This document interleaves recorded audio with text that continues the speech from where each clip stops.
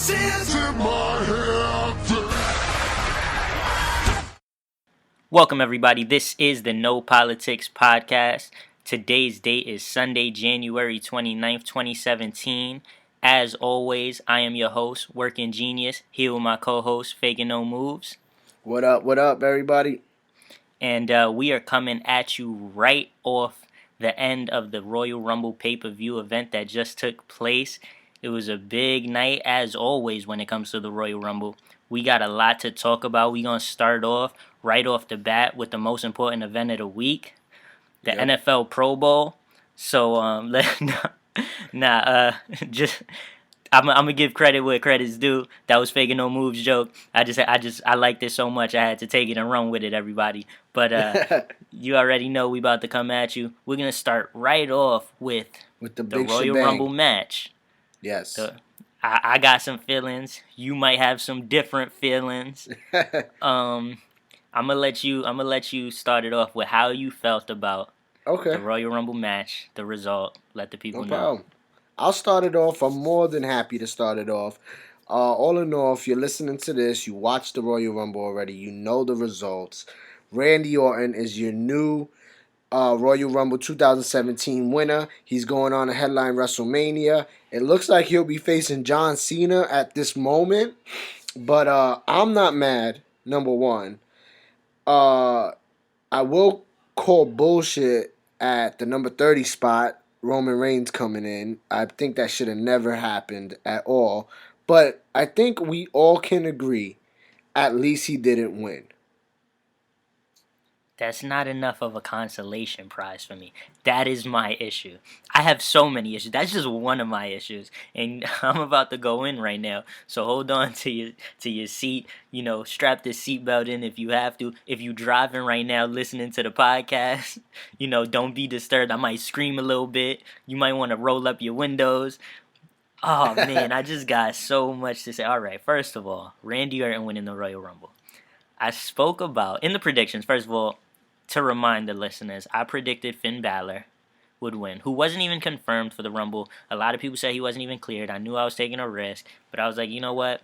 This would be a great time for Finn Balor to come in out of nowhere, win the Rumble, all of that, right? You predicted Undertaker, right? Yeah, I did. Now, when you predicted Undertaker, I had a problem with that.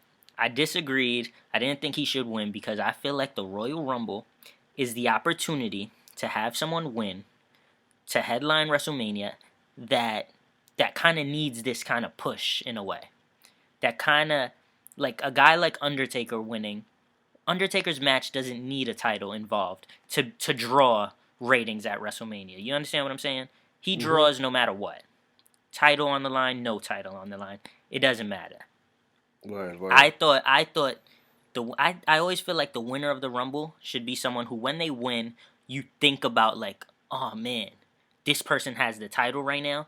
He's coming after. Like if Jericho won and Owens was the champion, and Jericho won the Rumble tonight, it would have been like, oh shit, Jericho might be coming for that title. Like, you know what I mean? That's how I always think. Like it should be like almost like the pieces are falling into place. Now, that's my problem. That's my first problem with it. And I just think it should have went to someone who needed it. Orton doesn't need this. Why does Orton, of all people, need this win? I know you have very, very strong opinions about it. But look, Orton now is the 7th guy to ever win more than one time in the Royal Rumble. That doesn't mean anything. Batista won it twice. But Orton that doesn't deserves mean to anything. win twice. He's setting history too. He's setting his legacy. John Cena just won his 16th World Championship. I know you got strong feelings on that too, but today was a day for history being made. And we just got to deal with the fact that it happened. See, that's your take. There's nothing we could do. Of course, I understand that there's nothing we could do, but your take is, I'm going to take what they give me, whatever. I'm the kind that's like, fuck what they give me. I'm going to tell them how to give it to us better. Pause. So I don't like history being made for the sake of making history. I don't like that. If it's organic, let it be. If it's organic and you know, it happens naturally, history, fine. But don't have Charlotte lose the title every Raw to win it back every pay-per-view just so that at the end of her WWE career you could say she was 16-time champ. That's Yeah. not organic. You know what I mean? Don't force it. Don't force history on us. And Orton just simply, aside from saying, oh, he becomes one of 7 to win it twice. Like, sure, Orton, his career deserves that kind of, another accolade to it like that. That's whatever. Great for him. And he deserves it, truly. An amazing career. This would be a nice little cherry on top, whatever. But don't do it. Don't give guys these historical feats just for the sake of saying, man, this guy's historical. He made history. What in the story? Remember, WWE, it's a show. It's a scripted show. What is the reason? Could you give me a reason why Orton needed this win? Because in my mind, there's nothing in the story, the way it's been, that says he needs this win. Well, let me say this because I completely understand where you're coming from. Especially, you wanted this to be the opportunity to elevate somebody who needs it. Elevation. But all in all, all in all, I wanted Taker to win. So that's like a old school part-time dude. And then Orton wins. I mean, I'm not mad at it. The crazy thing is, 2 episodes ago, I brought up the fact of pay-per-view odds. Or it was last episode. The last episode, yeah, episode 11. Episode. Exactly, episode 11. I brought up the odds for the winner of the Royal Rumble. And one thing we kept saying was, Randy Orton's really high on these odds. Why Randy Orton? Why Randy Orton? But all in all, our Final Four guests had Orton in that Final Four. So he always has a chance, no matter what. He always has a chance.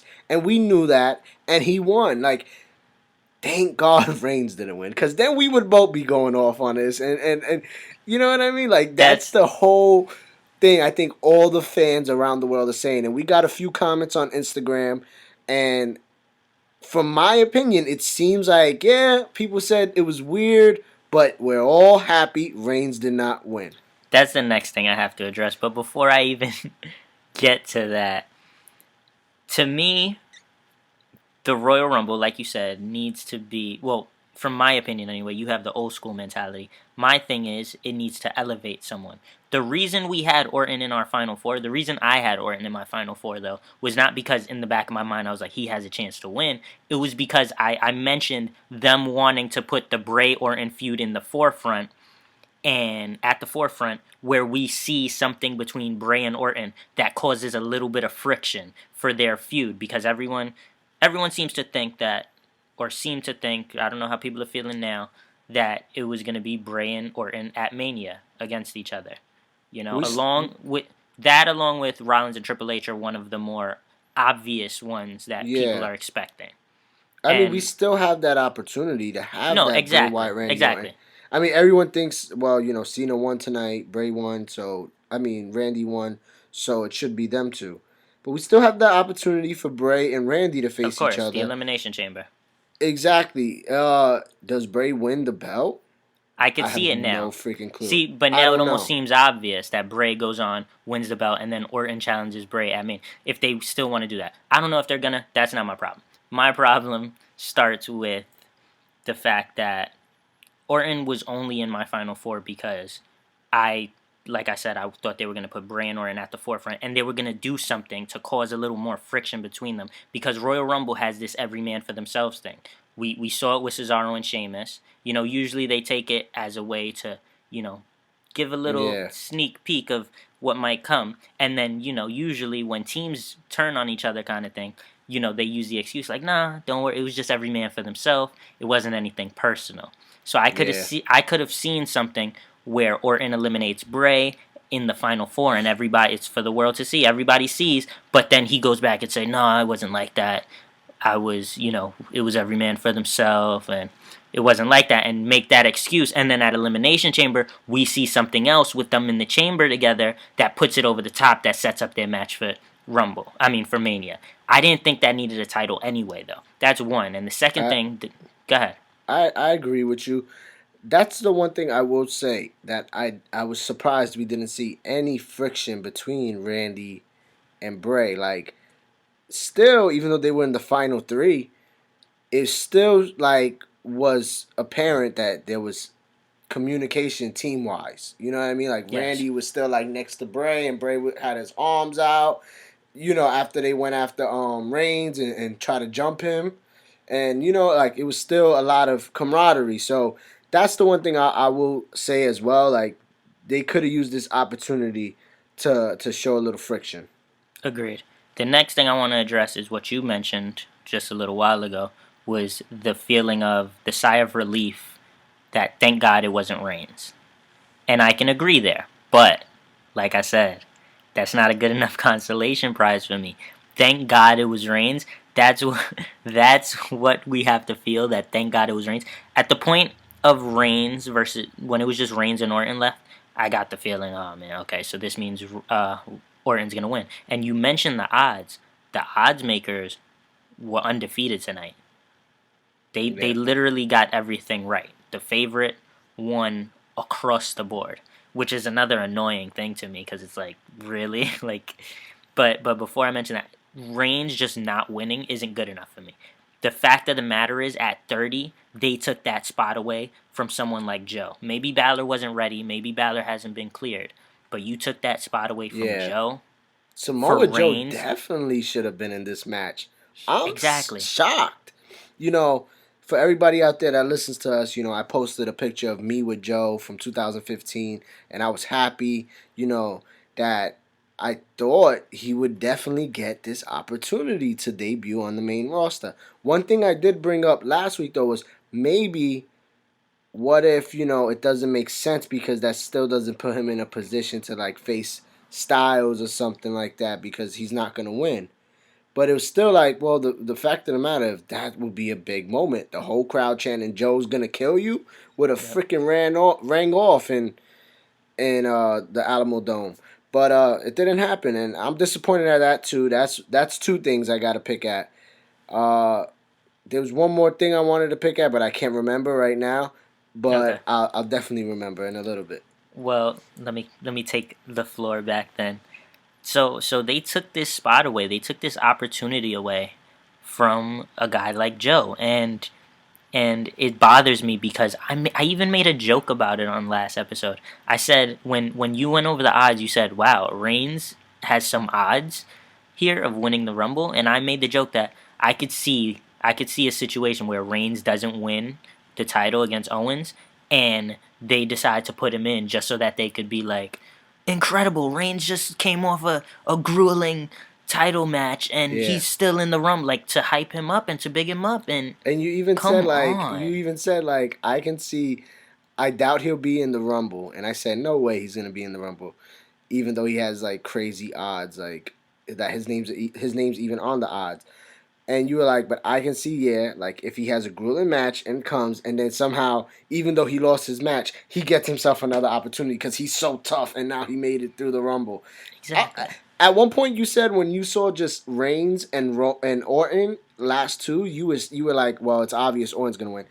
Me, I was the opposite. I was like, I hope Orton wins because I got scared. Like, is Reigns gonna win this? Like, the number 30, even though he went through a crazy match, he still looked a little, you know, strong still, you know. And I was like, holy shit! I hope they don't give it to Reigns, man. What gave it away for me were the odds in the back of my mind, though. Like Yeah. I don't want to read the odds prior to a pay-per-view ever again. If it's gonna go straight across the board where the odds makers are undefeated. But yeah, the odds in my head and the fact that Reigns just won 2 years ago, I was like, nah, no way. But to me, when they were the final three, I was hoping, come on, like give us something different and like have Bray, let this be Bray's moment. Let this Yeah. be Bray's big moment. You know, at last WrestleMania, Bray had that moment with The Rock. And the key point of his promo was, this is not your moment, this is my moment. To The Yeah. Rock. And It would have been really good for Bray, man. He needs an opportunity.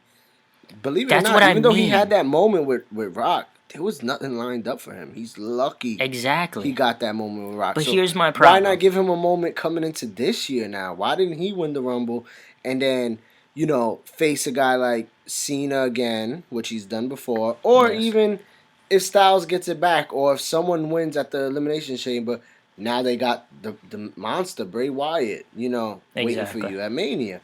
But Orton won, and I like I said, we could just only deal with it.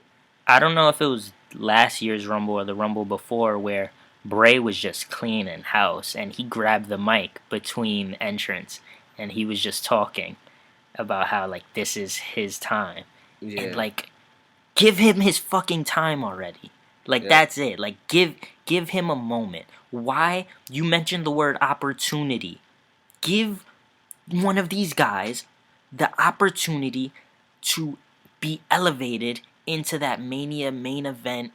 Like, are Orton's gonna main event Mania? Randy Orton is gonna main event Mania in 2017. All this new era shit, and yeah. Orton is gonna main event Mania. That yeah. doesn't sit well with me. Yes, we have to deal with it, unfortunately, but that bothers the shit out of me. Yeah, I I can't mean, get over it. why don't we do this though? Like, I think we've talked enough about Reigns and Orton. Let's talk about some of the good spots in the Rumble, because the Rumble was Okay. on fire until that Okay. happened, and the last five came out and was like, "Damn, wait a minute, is Joe not coming? Is Balor not coming?" The Rumble was on fire until it started to sink in that they weren't gonna come. Well, okay. Let's before we get to that. My final four. I just wanted to point out it was Jericho, Bray, Orton, and Balor, but instead the final four was Jericho, Bray, Orton, and Reigns, who, Yeah, in my opinion, took Balor's spot. So I think I pretty much nailed the final four. Thank you. But yeah. I was only three. I was only 3 and 5 on the rest of the night. It was a rough night for the working genius for sure. Word, word. I was 4-4 for the night. My final four was Taker, Strowman, Jericho, and Orton, if I'm Yeah, not mistaken. something Those were like my that. final four. So you came close too. I mean, that's another thing I gotta pick at. Strowman getting Strowman. eliminated pretty freaking early by Baron Corbin out of all people. And I said I can't wait to see Corbin and Strowman face off at the Rumble. I said that a few weeks ago, and that was a dope spot. Baron Corbin looked really freaking good this freaking Rumble. He was looking amazing. Strowman getting eliminated early, that's kind of blowing me away. Like, what was the point of him showing up earlier in the Kevin Owens match for him to then be dominant, and dominate the competition, and then get eliminated quick by Corbin? Like, not That's even. I think it was like maybe midway through the match, and he's already out. So that That's was another weird. that's another thing that just didn't add up. So Strowman interferes, attacks Reigns. Reigns ends up being in the match. They don't have a little face off. Yeah. Strowman doesn't have a face off with Goldberg. He's not even in the ring by the time Goldberg or Lesnar comes. He's just not there. He was already gone. Now The Corbin, only the only big face off he did have was Big Show, and then yeah, he eliminated Big exactly. Show really quick as well. Exactly, and that wasn't So even a face yeah, off, like it was Big Show. yeah, But the Corbin thing, we both predicted that we felt really good about Corbin. And if you've been listening for since we started, maybe like 4 or 5 episodes ago, we had a very early WrestleMania prediction episode where we talked about what we thought would be the WrestleMania card very early on, and we couldn't find a place for Strowman. And one thing we mentioned was Corbin versus Strowman being a possibility.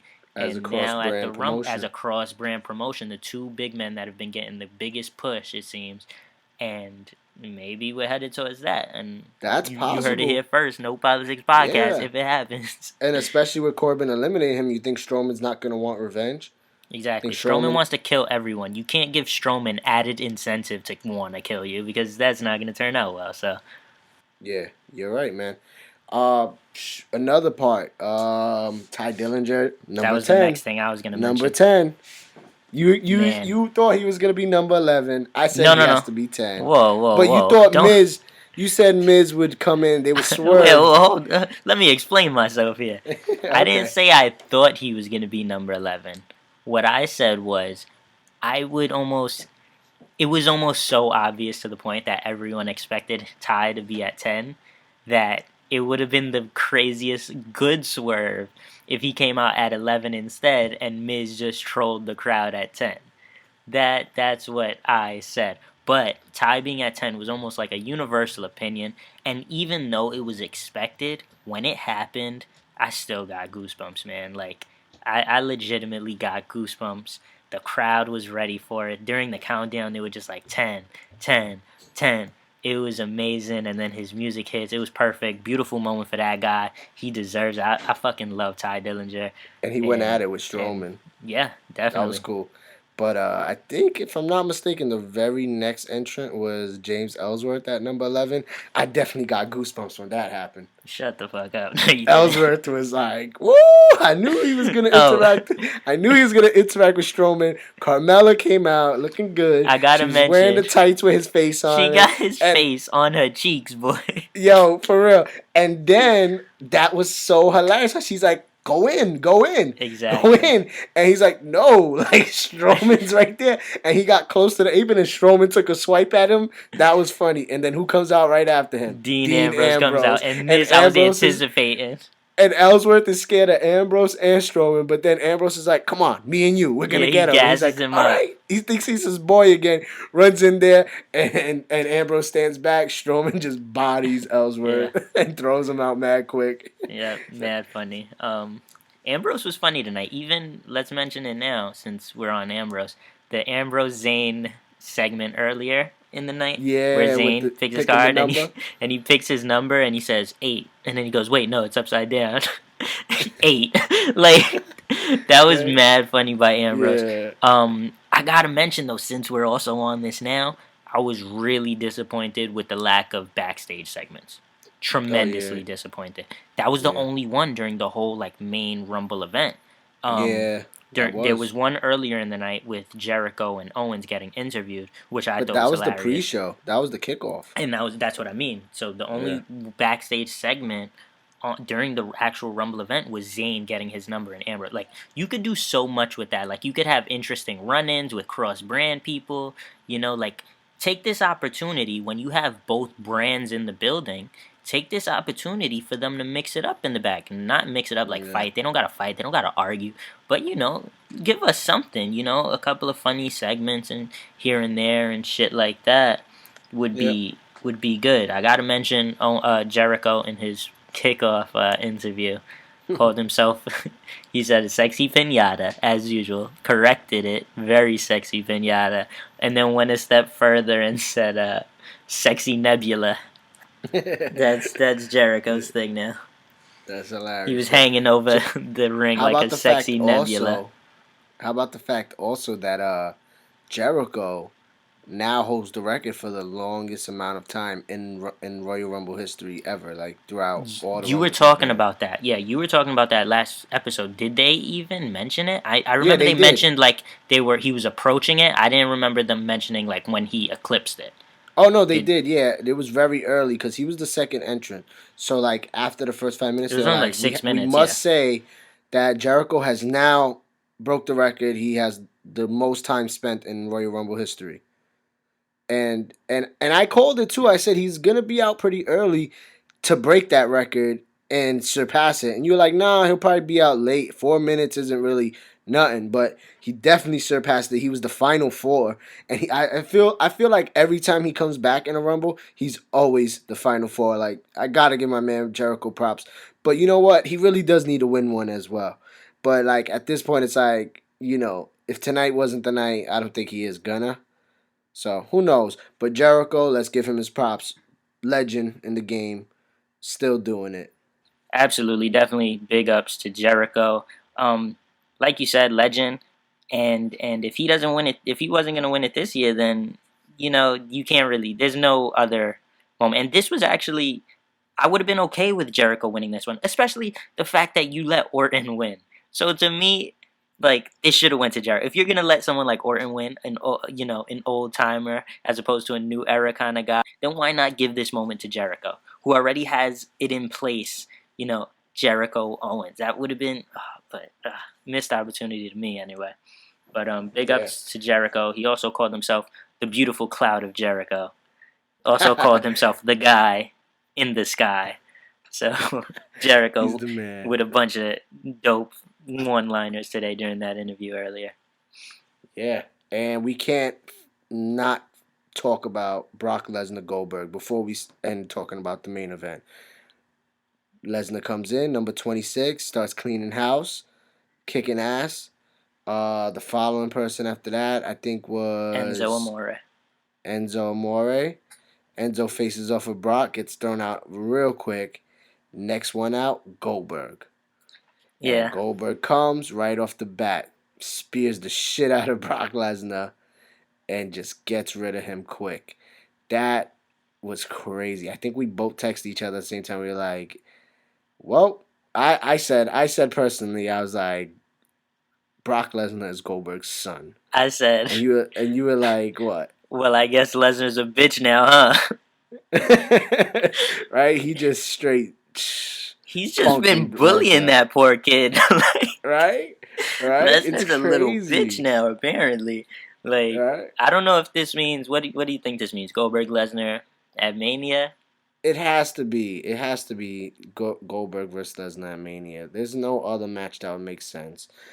Uh, I have no clue how they follow this up and get them to mix it up with each other. I guess maybe Paul Heyman will find a way to talk that match into existence. Yeah. But all we can do is just wait till tomorrow. Tomorrow's gonna be hot. Monday Night Raw is gonna be hot. Maybe your man Balor shows up on Raw. Because no one from Raw won a shot at the belt. That is another good Maybe your point. man Balor shows up on Raw. I mean, SmackDown is definitely going to be hot. I would love to see Samoa Joe come onto SmackDown, please. Like, somehow. But who knows? Yeah, and Randy and Bray Wyatt, their fallout. But other than that, like, the main event to me was dope. Yeah, I'm going to leave it at The that. Rumble You got any match. final words? But I'm thinking. I'm trying to make sure we're not missing anything. Are we missing anything? Anything else you No, there could was think no of? surprise entrance this year. Oh, So how about no Angle, no Omega? Like, and Omega, I said wasn't very likely. And we were talking about Angle or Omega. I thought they were both pretty unlikely. But no yeah, surprise entrance. See, here's what really bothers me. It's that not only were there no like surprises, no Joe, no Balor, but that last spot goes to Reigns, and I mentioned it earlier. And one of our commenters on the No Politics podcast Instagram page, History331 at History331, actually said the same thing. He was mad, no Joe, no Finn. Definitely mad. Got to mention because we were just talking about it. He said he was definitely okay with Brock Lesnar getting his ass handed to him. shout out to him, man. Shout out to everybody who commented. I actually have to also talk a little bit more about my man Taker, who I thought was gonna win. He looked good. He actually was the one who eliminated Goldberg. So really, in all reality, they're all his son. You know what I mean?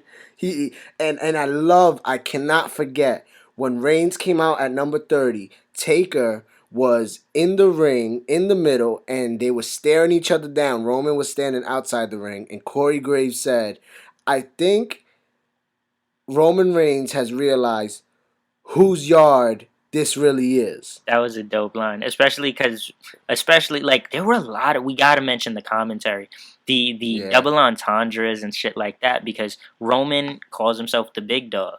You know what I'm saying? Yep. So for them to Yep. say, a dog in the yard, like it was clever, very clever. A lot of very And clever also the wordplay. graveyard, you know? Yep, a lot So, of yeah. clever wordplay. There were a bunch of lines that hopefully I can think of some or find some, because we were texting each other during this event, and every time there was a dope line, we were hitting each Yeah. other with it.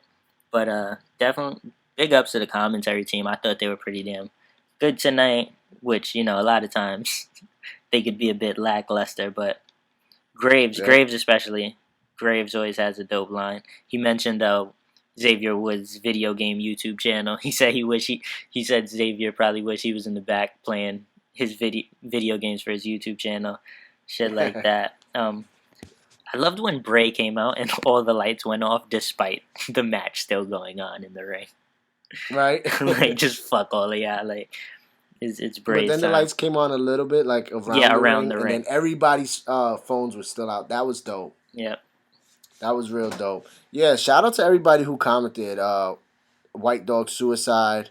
Yeah, white Uh, underscore dog underscore suicide. Definitely been commenting, yeah, showing love, being active. DJ Ash Knuckles. Yep. He was commenting on our post today, interacting with us, and yeah, like majority of our comments, like people are like, "Why Randy?" Count XG Rish Nash. I can't really Yeah, pronounce his that's a name, but confusing one, bro. yeah, but he definitely commented one of the most confusing endings. Why Randy? Little Q3 Hunter 587. He said Randy's his favorite wrestler. Yeah, he was definitely excited. Yeah, he was excited just like you. I didn't agree with that excitement. Yeah, and yeah, like during our other posts for the other main events, we got some comments too. So I guess we could just move on to next whatever's important. If we're gonna run down the card from top to bottom, AJ Styles faced John Cena. Yeah, Excuse me. let's stay on the topic of history. You were happy about this. I I'm mean, gonna let you be happy. Go ahead. it's not that I was happy. I'm not gonna say I was happy for this. I'm gonna say I'm not mad at it. On our last episode, I kind of said, man, I think John Cena's gonna win. Him tying the 16 time champ with Ric Flair is gonna be historical. And then I was like, nah, they're not gonna do that. AJ Styles is gonna win. And I was like, yeah, that was a swerve. But I really was gonna pick John Cena at first. My gut just told me not to, but Cena won, and I'm not mad at it. It was a great match, and this was their third match. Styles is 2-0. When they mentioned that little statistic, I said, it's more likely Cena's to win now. I've never known anybody to go 3-0 over Cena not get a win in a feud against somebody. You know what I mean? Yeah, So I wasn't mad, but it my was a great feelings. match. I agree. It was a great match. I think someone commented. Maybe you could pull up the commenter's name, but I believe Yeah, I'll someone pull it up. commented match of the year contender at hmm some point. I thought it was a dope match. I thought it was a great match. It's underscored ex.zach.lee underscore. He said, amazing match. Cena always ends up showing some moves we've never seen before. Both guys gave it their all and was definitely a match for the books. Which Okay. I felt the same way. Would you say match of the year contender? I mean, contender, yes. Would you say match of the year?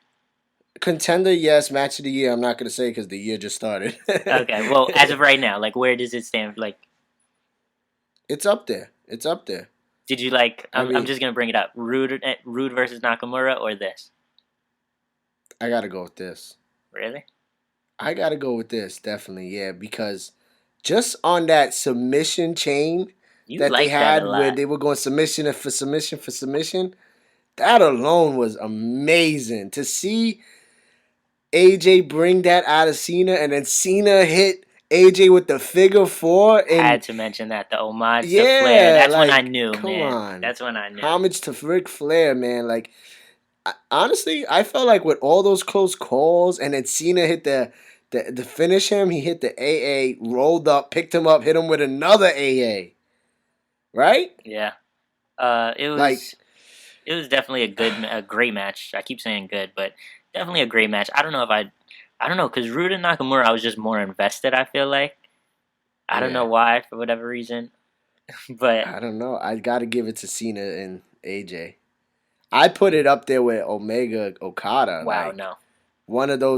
I'm not saying it was better than Omega Okay. Okada. They definitely didn't have as much time as Omega Okada, but they had the fans just as invested in this match as Omega and Okada had their fans. Trust Okay. me. I can give you that. But yeah, we mentioned the figure four. JBL had a funny line in this one. He said, "AJ Styles has blocked every Cena punch with his face." He had a nice little comedic pause there. His timing was on point with that one. Yeah, but once he put in the figure four, I was like, Tonight's bad the night. feeling about this one. And then, Right? I mean, because I wanted Styles to win, you know. Like, I did too. Styles was hot. Why have Cena win and kill that momentum? And you know, that's it's just the feeling of why have these part timers be so big? Like, why have it be such a big thing for these older guys to take these opportunities away? Not that Styles isn't old, but isn't an older guy, but new to WWE in that way. So Yeah. I mean, I know I can understand why. Like that crowd was on fire for Cena. Whether they were whoa, booing or not, okay, but that was the loudest of the whole night. Throughout that match, they were the loudest. you could say the crowd is on fire for Reigns, like. But like that doesn't make Nah, you nah, okay. That doesn't make it nah. I okay. can hear You I can sound hear like them Vince rumbling. McMahon. I can hear them rumbling Yeah, when I'm saying not only for Cena but for that match. You know that, but Cena brings that feeling. It's always a big time matchup. Like it's always like big money match. Like I said, it's the big money match. all right. Anytime Cena's in there, so I can't hate on it. I can't get mad. Why Cena? Why when he's a timer? But let's not also forget to mention that we text each other during that match when they first came out, and I was like, hey. AJ Styles is wearing exactly the same outfit and same colors as the club was wearing earlier. Yeah, And I was like, that only makes more sense if Balor or even Balor and Omega debut. The club is invading WWE. Like Bullet Club is here to live. And I forgot who it was. Ronaldo, I think, said it was. that Yep, mentioned this. This is that big. that AJ Styles was bulletproof. No, he said that John Cena was bulletproof. Oh no, he said John Cena was bulletproof. Which was another beautiful wordplay line that I loved during the Yeah, night. I'm because glad you remembered that. AJ Styles was throwing everything at him, and it was like John Cena's bulletproof, That Bullet was Club that like was reference. So beautiful. I was like, man, maybe this could be like a night where they take over, but it didn't Man, happen, and we just gotta live with it, like I've been saying. yeah, man. I mentioned it. I wish we got that Bullet Club moment. I wanted the club to win the titles. I wanted Styles to retain. I wanted Balor to win the Rumble. And whether Omega debuted or not, that would have just been icing on the cake. But for Balor to win the Rumble, Styles to retain, the club to win the titles, you mentioned they were wearing the same colors. I fucking thought that was dope. Imagine if Balor, who always wears black, Balor's thing is Yep. black, except when he's the demon, he mixes the red in. But imagine them all black having that moment in the middle of the ring, embracing at the end of the Rumble to let the people know, like, it's time. The Bullet Club is really taking over. But I just, like I said, I had a bad feeling when that figure four went in, and that kind of gave me a bad feeling for the rest of the night. I texted you at that moment, kind of like, I feel like they're just gonna fuck this whole thing up. I texted you, no Angle, no Omega. I didn't even go as far as to text no Balor or no Joe. I thought that was at least they were gonna at least give that to us. But I said stacked Rumble, most hyped Rumble in a while. Everybody's saying the most unpredictable, and then I was like, I don't know, they're gonna find a way to fuck it up. And I mean, big ups to Cena though. Stay on track. Yeah, Big ups to Cena. I mean, great human, great person. Like, let's not yeah. let's. I'm not gonna knock him. Another one who deserves this historical moment. I don't like I said earlier. I don't like history for the sake of history. Just to say, yeah, 16 Yeah. time. He tied it, but big moment for him. Good for him. Um, I don't know. I was okay with it. Didn't love it. Let's Interested to see what this means going forward. I would expect Styles Cena rematch at Chamber. Who knows if Cena retains and goes no. into Rumble? Who knows if? Cena has to put his title up in the elimination chamber. You forgot the belt's on the line. But I thought that was when Styles had the belt. No, just in Oh well, general, it no doesn't matter who matter. had the Okay, it's belt, the on. belt's on the line. Okay, I thought it would be up for like debate whether. No, it's gonna be on the line in the Okay, well then, elimination chamber. to me that makes it more obvious. I mean, Bray's gonna obviously win, I don't know, but let's and not then forget that Charles Robinson was the referee for this match. I oh, should you have brought this freaking up. known from the beginning when I saw him that Cena was gonna win. That's Little Nate. That's Ric Flair's man. That's Ric Flair's designated referee, and he raised Cena's hand and gave him the belt, and Cena even And shook Cena his hand had and was some like, words with "Thank him. you." Yep. Yep, he had some words for him. And let's not also forget that Ric Flair was backstage and Ric Flair embraced John Cena. And one thing I do know, if there's one man who's going to tie Ric Flair, it'll be John Cena. And Ric Flair will not have a problem with that at all because he loves John Cena. Yeah. I don't think. Do you think Cena should beat the right? I don't think Cena should beat it. I think tying it is enough. It's kind of dope. It's beautiful. It's kind of storybook kind of shit. I think they should just leave them both at 16 times. I wouldn't even want to see. I don't think it's necessary Listen, for the Cena only to be man that's going to 17 beat that times. record is Roman Reigns. Nah, but I was also A going to plus say for the this. dramatic pause. I was also going to say this. We know who's next year's Rumble winner. Roman Reigns. Nah. Man, I mean, I can't think that far ahead, obviously, and obviously you were joking, but shit, I would just hope that next year they do a better job. Give it to someone who could use it. But let's not go back. I Yeah. keep circling back to that. Let's The move Royal Rumble on. Let's match. move on. But And we're kind of going backwards at this point. We're going Yeah. backwards because we're going from best to, I guess, the biggest moments to the least from top to big bottom moments. with the Importance card by instead of level of bottom to top. importance. Yeah. That means So the ending of what this is match going to you be want to talk about next? Because the match that would be next is the cruiserweight. Neville and Yeah. Rich Swann. I was gonna say But you- if we keep going at this rate with this order, the end is gonna be really lackluster. The end of this podcast. It's just gonna be shitty. Like it's just gonna fall flat. So let's mix it up a little bit. Let's talk All right. about. How about let's talk about the tag titles?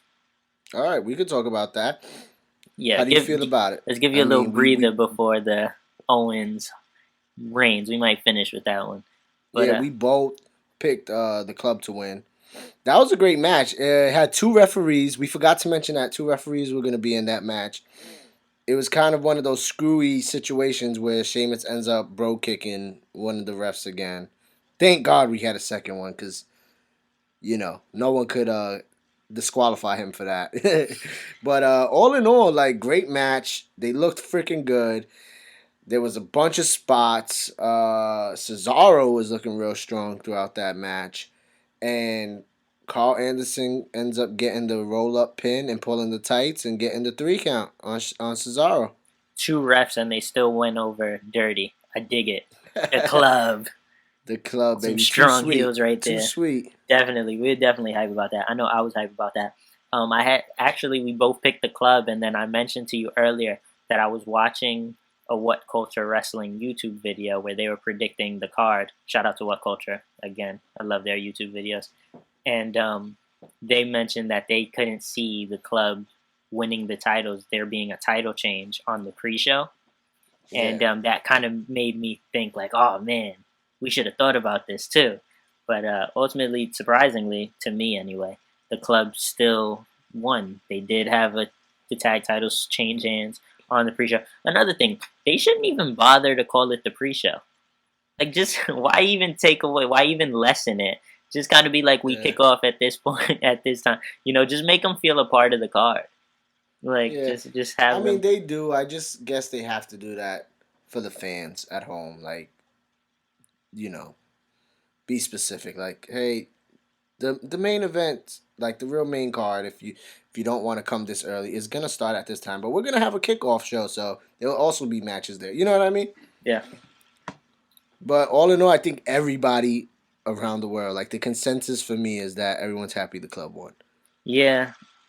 It's just. I didn't see nobody be mad about that. Me neither. I think we might just follow a lot of guys who, fuck with, New Japan or, the Bullet Club, and they respect them. But as far as the match, you said great again. You just like throwing great around sometimes. I feel not, but it was a good match. It was a good solid match for sure. Sorry about that. They won, pulling the tights like you mentioned. They roll out real quick. It was a dope moment. I think just people were tired of.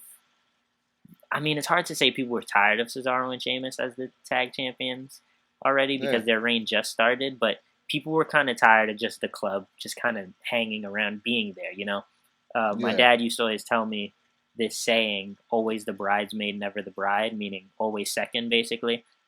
And I think people were just tired of them being that, always just runners up and can never be taken seriously. So it didn't really matter who they were up against. I think people were just happy that they finally got gold. Yeah, it was a good match. Yeah, for sure. Let's see what happens tomorrow on Monday Night Raw. The revival. No, just kidding. They wouldn't, just because.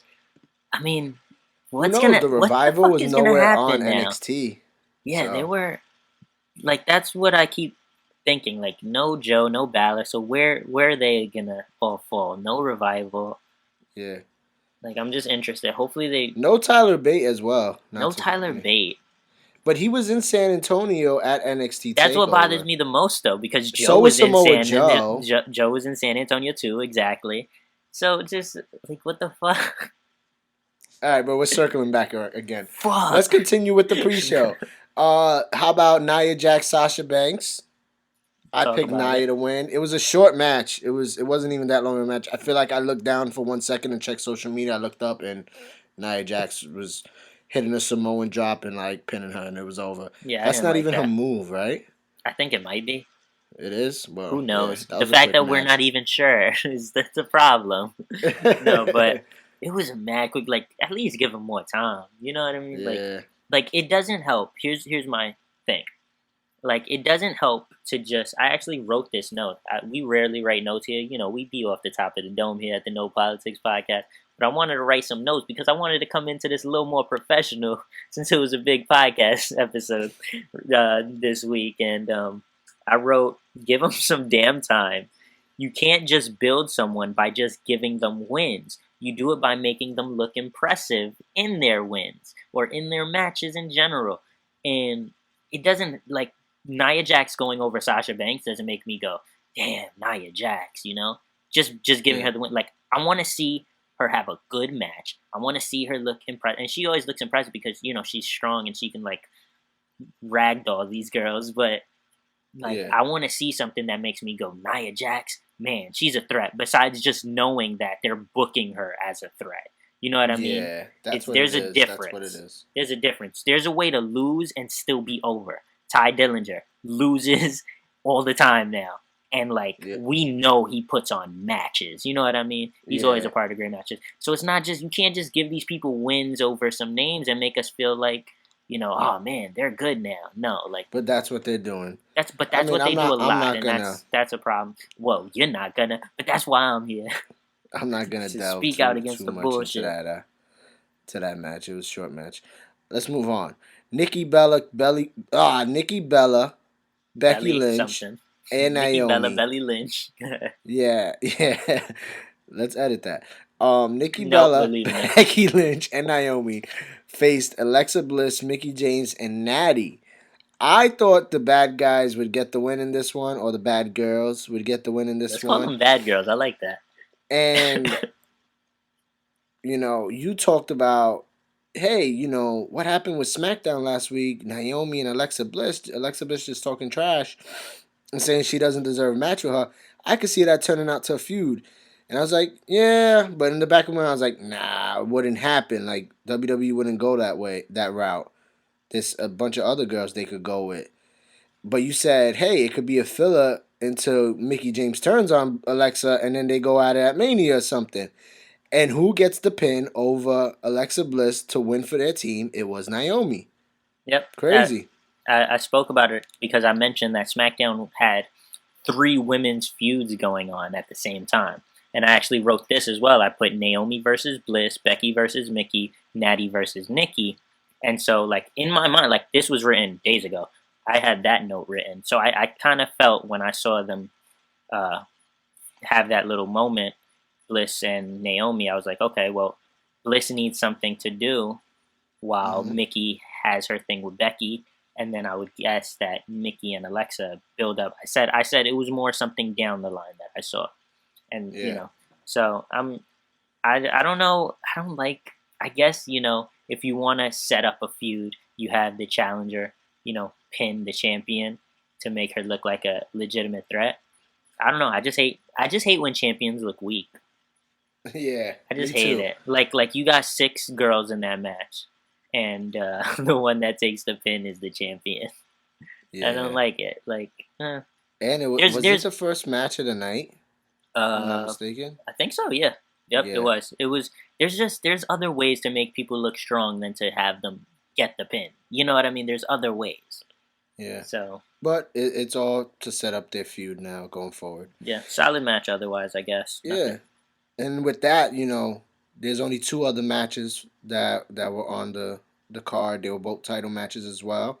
Charlotte and Bailey for the women's Raw title, 3 more because we didn't and mention Neville and Rich Swann yet.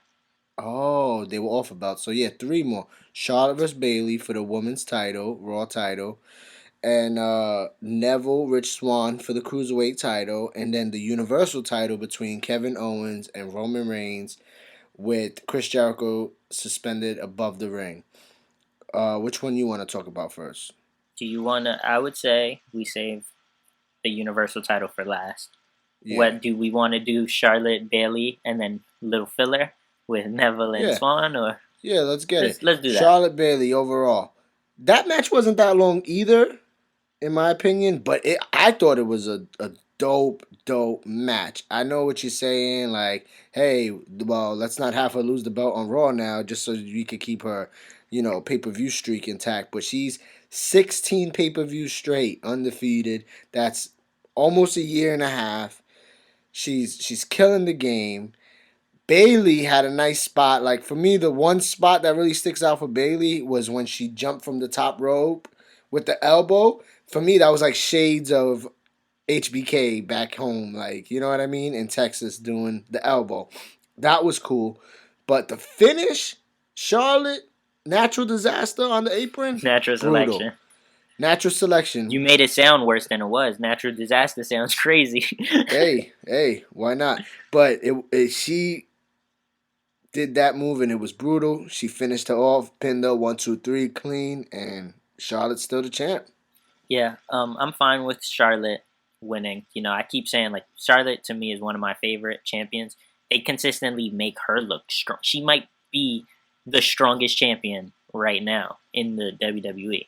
It to me it was Styles before, but now it seems to be like Charlotte is just booked as the strongest champion. The problem I have with this, first of all, 16 and 0 now, like you mentioned, straight at pay-per-views. It's gonna end there because the number 16. You know that, right? They're gonna hype that up. They're gonna be like 16 straight, and then it's gonna end because her and her father with the number 16. Now, I don't know. We'll see. But my thing is, I just don't get the story of it. What's the story? Bailey beats her twice, right, on Raw, and now they go into the Rumble and Charlotte beats her clean. Like, what's the story? Like, is it just Charlotte just finds a way at the Rumble?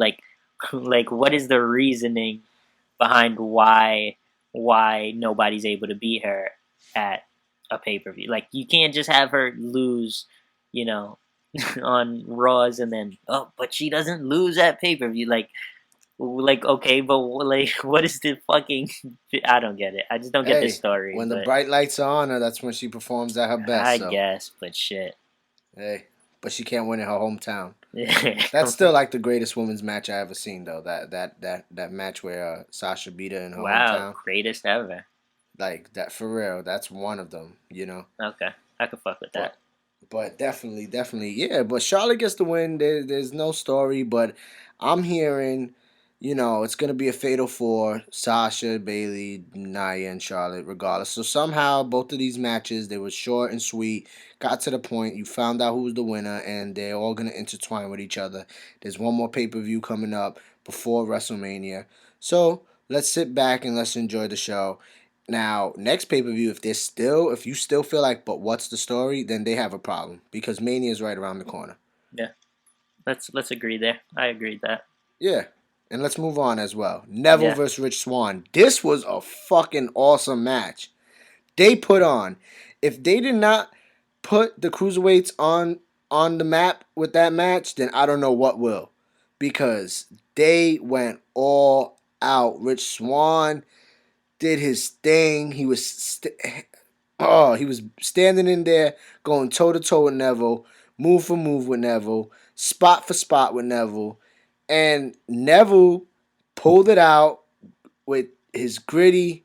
I've been saying for a long time. I mean, well, not for a long time, but for a couple weeks since I seen him debut that submission finisher. That finisher is nasty.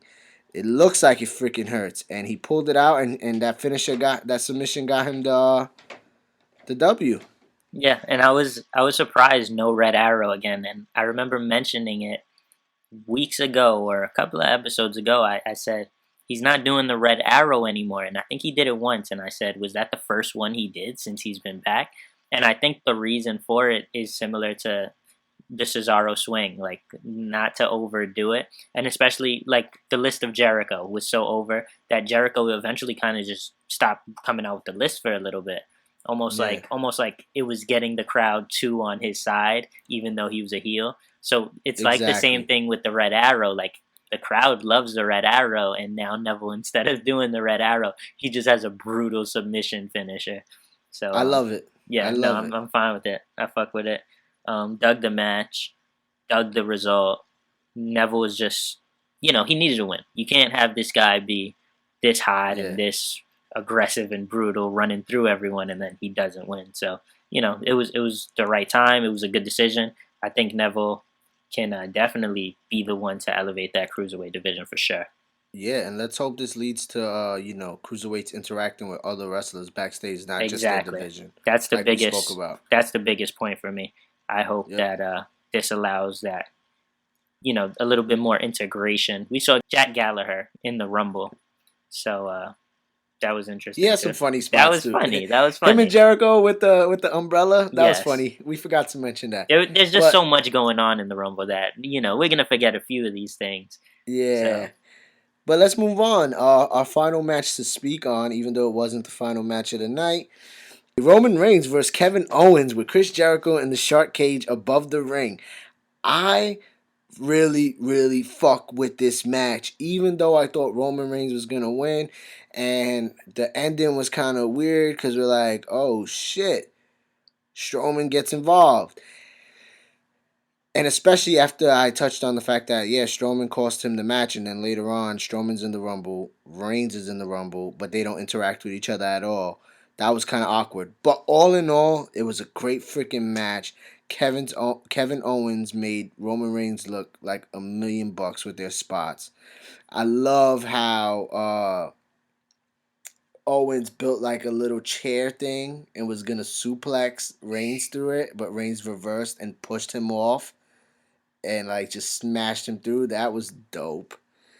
You called Jericho somehow dropping something down to Owens, right? Yeah, I almost forgot that, the brass knuckles. I remember Paul Ellering being in a similar shark cage in the Dusty Rhodes Classic. I don't know if it was the main event. It could have been. And yes, it was actually the finals of the Dusty Rhodes Classic. And he dropped down a chain or something for the Authors of Pain to use. And once that happened and they announced the shark cage for Jericho, I knew he was going to find a way to drop something down. And definitely did. I almost forgot that. I'm glad you mentioned it. It was a dope match, man. A lot of just dope. That chair thing, the table, the frog splash through the table. Yeah. Just some dope moments. That the Braun Strowman thing was just kind of random. It felt like. Oh yeah. It just felt random. One of our commenters said that they were. I think it was Carlos Anthony. Yes, I believe that's correct. He mentioned that he was dying at that Braun Strowman choke slam onto the table. I felt like the table was supposed to break, but Braun wanted to like get in and interact so quickly. I think he even like forgot. He didn't move the monitor. That's what I was gonna say. He could have put him through the middle, but he never moved the monitor. So like he choke slammed him on the edge. That was dangerous. He could have really hurt Roman Reigns. But thank God Roman Reigns wasn't hurt. He choke slammed him there, and then he brings him in the ring, picks him up, and hits his finish on him, and puts him through the table that was set up in the corner of the turnbuckles. And Owens gets the pin off that. And you see Jericho in the shark cage, like raising his hand, all happy, jumping a little and stuff. That was crazy, man. Well, any normal person would have been hurt by that Strowman chokeslam, but you do know Roman Reigns is invincible. Do you not? Do you not know that? No, but that was the first thing I noticed, that he didn't even move the monitors. So when he didn't like break the table with the chokeslam or whatever, like it didn't like bother me because I knew exactly why. I knew he was trying to avoid the monitors. But what Yeah. came to mind was, why didn't he just like move the monitors? Yeah. So And then he could I have just put him think he, clean through the middle. yeah, like you said though, I think he was trying to make a quick impact kind of thing. It was just random, like, so Braun gets involved, and you mentioned the possibility of when Owens and Jericho would talk to Braun, like, were they getting him on their side, Their low key? side. Like, was he their backup plan? Like, could it be revealed tomorrow that they set All that up? along. That was All along. in their back pocket. And we kept mentioning the fact that every time Strowman got involved with all the main players, he never went at Owens and Jericho. Yep. It was always everybody else. So I have a feeling that somehow Owens and Jericho got him on their side. I even mentioned a couple weeks ago that maybe they promised him, like, help us retain and you'll get the next shot or something. Yeah. And I said, especially if somebody from Raw doesn't win the Rumble. So who knows? Yeah. Dope match though. My takeaway, my immediate reaction, I always have these like really really hot like takes after it that I text you, which is why I wanted to get on this podcast so quickly, because it's fresh in my mind. So my hot take after this match was, what's the point of Owens even being champion at this point? He still looks like a bitch. So I mean, because it's kind of true, like, man, just I've never seen a champion win so many times and never look imposing, never even look the part of a champion. I can name one. Triple H. Okay. When he was with Evolution, Okay. come on, Yeah. every That freaking was, feud, and man. I remember I used to Doesn't hate matter Triple who H, it was. but I Doesn't- used to hate Triple H, and it works. It It worked. works, man. but I don't think it's working for Owens. Like, I don't know if it's working for Owens. The reason I don't Maybe think for our age group, it's not working, but for the younger kids who watch wrestling, they fucking despise this man because of this shit. that's But true. the ones like us, we love him because of it. Because he's a little weasel. He weasels his way out of everything. As weak as he looks, But he he- still retains his belt. But he shouldn't be booked like that. Like, Owens be powerbombing people on the apron. Like, that's the Owens I started to love. You know what I mean? That's the when Yeah. I first got introduced to Owens. It was powerbombing people through the onto the apron. Like, it was brutal. Kevin Owens. Ending Like, careers. Yep, The ending prize fighter. careers. Yep, the prize fighter. Fight fighter. Owens, fight. Like, Yeah. so. I haven't heard that's one my of those chants in a long I time. believe early on in the match they tried to start it, but it was just too much. Like, it wasn't clear enough. There was like too many fans chanting other shit, But yeah, Yeah. exactly. The reason we haven't heard a Fight Owens fight chant in a while, because he ain't been fighting. He been looking like a bitch. But Kevin Owens, come through to the No Politics podcast. We love you You a still, bitch on you know? TV, but you good with us. Right? We get it. But yeah, all in all, man, I want to say, I don't know how you feel because of the end of the Royal Rumble, how we finished the pay-per-view, but all in all, I want to say I give it 2 thumbs up. I love this pay-per-view. I tuned in from the beginning, 5 o'clock Eastern time, all the way till 10:40 it ended, and I liked it from beginning to end. Like, I felt like they told their story, and I look forward to seeing the next chapter on the road to WrestleMania tomorrow. Well, what's the scale we're going on? Because you gave it 2 thumbs up. What is the scale? Like 2 thumbs up, 1 thumbs up, no thumbs up, 1 thumb down, 2 thumbs down? Is that the scale we're working That's the with? scale. Then I got no thumbs anywhere. I'm just sitting in the middle with this one. No thumbs up. Man. Just for the good that they did. What good can I say they did? Maybe Owens retaining, but even that, the match, like, the finish was random with Strowman, and Owens still looked like a bitch. So I don't, not giving that too much credit. Orton winning the Rumble, not giving that much credit. Man. Joe, no Balor. Like, that bothered me a lot. It's still 2 thumbs up for me. I loved every match. Like, I just... Wait, so 2 I felt thumbs like- up is the best, and you're giving it the best thing you could give it right now. I'm giving it the best I could give it based off the fact that it's like, these matches were all really freaking good. Like Charlotte Bailey, as short as it was, great match. Luke Gallows, Carl Anderson versus Sheamus and Cesaro, good match. Club gets the belt. Freaking Owens, Roman with Jericho. Yeah, Strowman interrupted, but I kind of saw it coming, and I thought Reigns was gonna win. Owens retains the belt. Great match to me. AJ, John Cena, come on, man. There's no arguing. That match was amazing. Great match. Rumble, I thought Taker was going to win. Taker looked good. He didn't get the win. Randy gets the win. Not expecting it, but I'm happy Reigns didn't win. Great finish. Like, That's I don't it. care. 29 other people, and you're just Doesn't happy Reigns matter. didn't win. It doesn't matter. I'm mad that Joe and Balor wasn't there, but I'm not going to let it diminish the pay-per-view. They were never announced to be there anyway, so So what? why should I Neither be was mad? Jack Gallagher. You know what I mean? Like, come on. They got the Ty Dillinger thing right. They got Boo. they got a few things right, but Boo this man. Boo this Boo man. this man. But nah. Ah, man, Corbin looked good. I didn't mind that. I don't know. I don't know how I felt about this. 2 thumbs up, baby. All right, no thumbs for me. Just... And now it's time to talk about the Pro Bowl. Psych. Yeah, no, I actually did catch the ending when I walked into my room to set up the podcast. I had ESPN on, but not even. Yeah. Who cares? I mean, we got about an hour worth of material here. You want to talk a little bit about NXT before we go? Oh, the Takeover. Wow. Takeover. We didn't talk about it at all. It was a short card, so there's not a lot to talk about, but I thought Takeover was fucking amazing too. Okay, so how about we go to a little break? Okay. And when we come back, we'll talk about our feelings on the NXT Takeover card, which I really fucking like. So I'm just gonna give y'all that. I didn't say that about the Rumble. So we'll be right back. Stay tuned.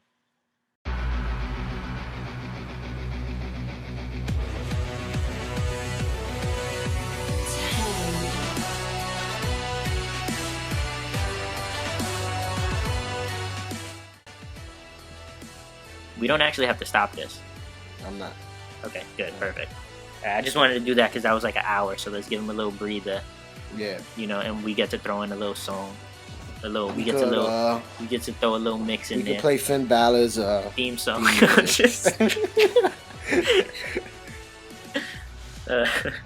We might throw that into the commercial. We gotta play Randy's theme song. We're gonna have a commercial and we're just gonna throw it in. We gotta play Randy's theme song. What the fuck are we gonna play his theme song? I hear voices in my head. They come to me. Come on, why not? I'm just gonna put this as the break. We're not even gonna have a song. This segment right here is replacing the song. This is the commercial for the No Politics Podcast. Even though you have to be listening to the No Politics Podcast to even get this commercial for the No Politics Podcast. We're gonna advertise ourselves during this commercial. We're not even putting this on. This is it. We're already on. We're already back. And we charge $10.99. The dollars for us. Definitely No Politics Podcast where we talk shit and stay lit. You know how we do. Yes, sir. But I think lit.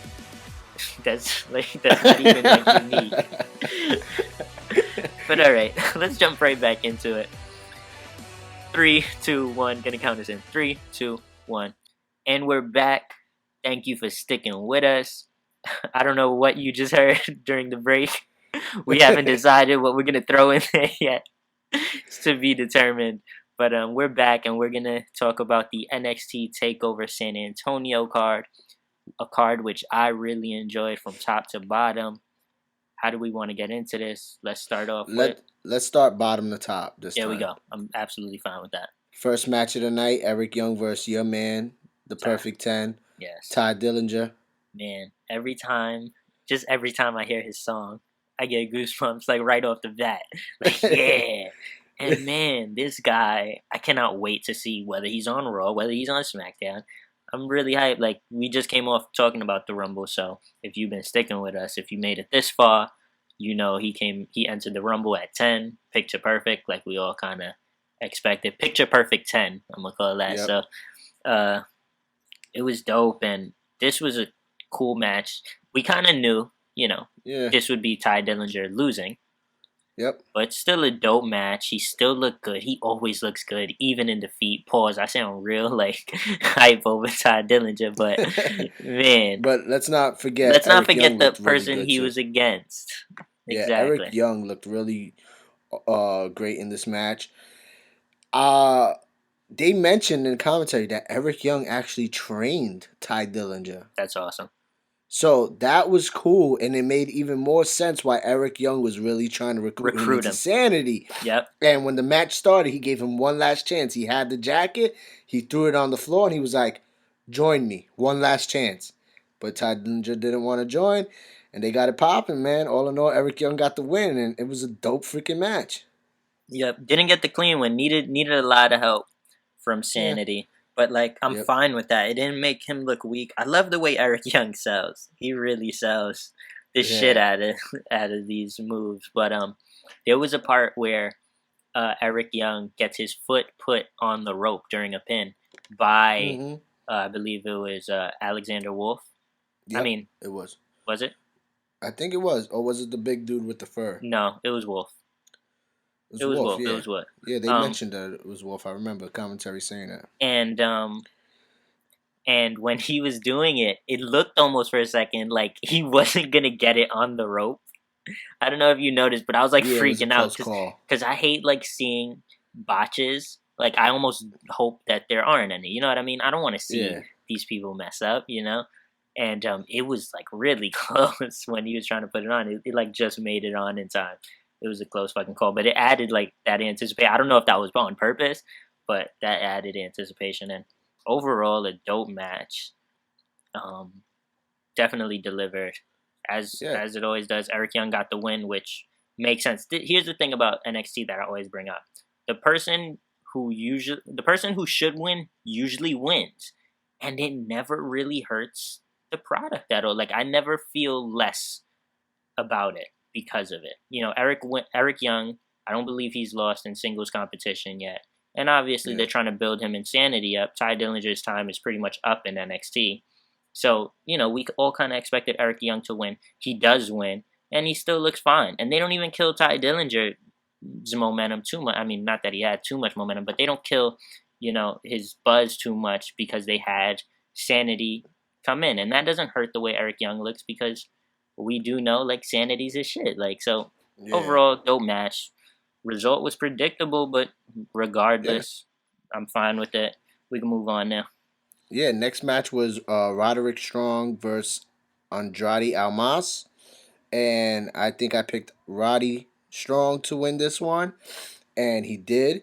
And this was one of those matches, like, besides Bobby Roode versus Nakamura, this was in contention for me, match of the night. Like, I loved the ring psychology throughout this match. Roddy Strong looked exactly like his name says, strong. And Andrade was dope too. Like, they had close calls. Andrade went for the hammerlock DDT, and Roddy reversed it. Like, I really fucked with that match, man. And all in all, like, no crazy spots or anything, but a good technical match that like the type of match that I dig, and I fucked with it, man. Andrade is someone I'm really beginning to like and like absolutely respect. Like since his debut, his big matches have been Ty Dillinger, which that was his debut, I believe, which he Yep. looked good in. He also faced Rude at a takeover for Rude's debut, and he looked good in that. And again, here he is. I mentioned on, I believe, the last episode of the episode before that he had a dope match with Oni Lorcan while they were in Australia or Japan. And that was a dope match too. And like again, now he is here again. And even in defeat, kind of similar to Ty Dillinger, he looks good. The crowd wasn't behind him for a while, and ultimately he turned heel because of it. But now, even in defeat, I feel like, man, he's dope, and I love like it's so predictable now, but I love when when he sits in the ropes when he like they throw him to the ropes and he just kind of Yeah. hangs there chilling. And Yeah. Corey Graves always says, "Tranquilo, Phillips." Like, I love that Yeah. shit. And but about the match, I actually picked Almas because he's been so hot. But earlier in the day, like before the match, I texted you. I was like, "Man, I don't even know why I picked Andrade." Like, like Strong winning only makes sense because they need to build Roderick Strong up. And like I Yeah. said just a few minutes ago, NXT usually the person that should win wins, and it was a solid match for sure. I mean, Andrade actually the only Lurkin match that he had in whether it was Australia or Japan, he actually lost that match and still looked good. See, I didn't even mention the last couple of times I brought that up. I didn't even mention that he actually lost that match to Oni Lurkin, which Really? it's not even but it doesn't make him look worse. Like it doesn't make him look worse that he's losing because he just still finds a way to look good. And I think like eventually like when they're able to start giving him wins and shit like that, like he can really be built up to be a top heel. But overall, good match. Roderick Strong gets the win. Still looking to see a little more from him, from his character anyway, from a character standpoint. But they're trying to build him up. Gotta mention, it was dope seeing Austin Aries on the Rumble, on the Pre-show. panel. Yeah, on the panel. I'm wondering when he'll be ready to be back. You know what I mean? That's another one. Yeah. NXT just has so much talent. Like they're doing this without Aries.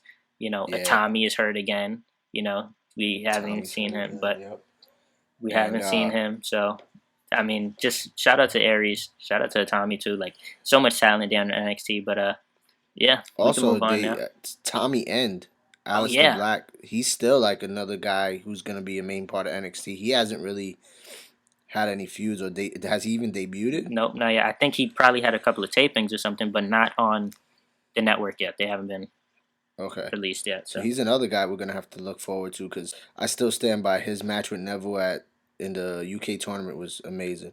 But let's move on. The next match was.